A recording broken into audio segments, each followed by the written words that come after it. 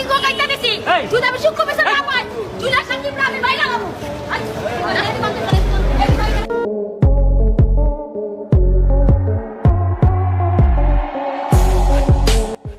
আমি জীবনে বাবা হইতে পারবো, তার মানে ওর শখ পূর্ণ হয়েছে। এবার গ্রেপ্তার হওয়ার পর নিজের মুখে জুনিয়র সাকিবের গোপন অঙ্গ কাটার কথা স্বীকার করেছেন তার স্ত্রী শিখা খান। আদালত প্রাঙ্গণে চিৎকার করতে থাকেন শিখা খান। কর্তব্যরত মহিলা পুলিশ তাকে বাধা দিয়ে রাখতে পারেন। শিখা খান চিৎকার করে বলেন তিনি জুনিয়র সাকিবের গোপন অঙ্গ কেটেছেন, আর যদি সঠিক বিচার না পান জুনিয়র সাকিবকে মেরে ফেলবেন তিনি। ভিউয়ার্স, পুরো ভিডিওটি শুরু থেকে শেষ পর্যন্ত দেখে আপনার মতামতটি অবশ্যই জানিয়ে দিন। আমার নসু আমার মামলা দিলাম সবাই দোয়া করেন আমার জামাইটা চলে যেতে পারে।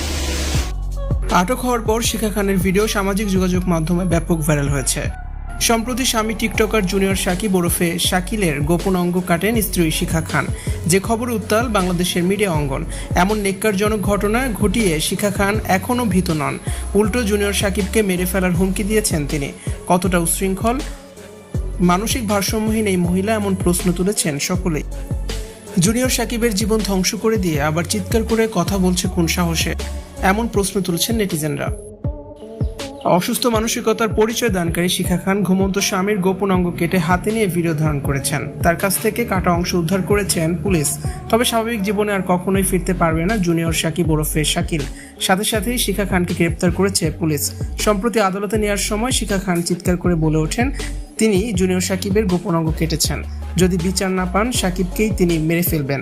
পুলিশের পাশে দাঁড়িয়ে এমন কথা বলতে শোনা গিয়েছে টিকটকার শিখা খানকে। অপরাধী মহিলা কোন সাহসে এমন কথা বলতে পারে?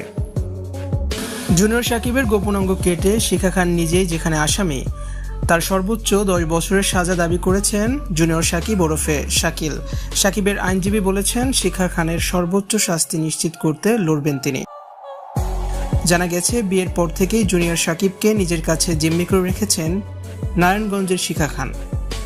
এর আগে সাকিবের নামে বেশ কয়েকবার মামলা করলেও বারবার তাকে ফিরিয়ে এনেছেন শিখা খান। ভিউয়ার্স, এই বিষয়টি নিয়ে আপনাদের কি মতামত জানিয়ে অবশ্যই কমেন্টস করে দিন। ভিডিওটি দেখার জন্য ধন্যবাদ।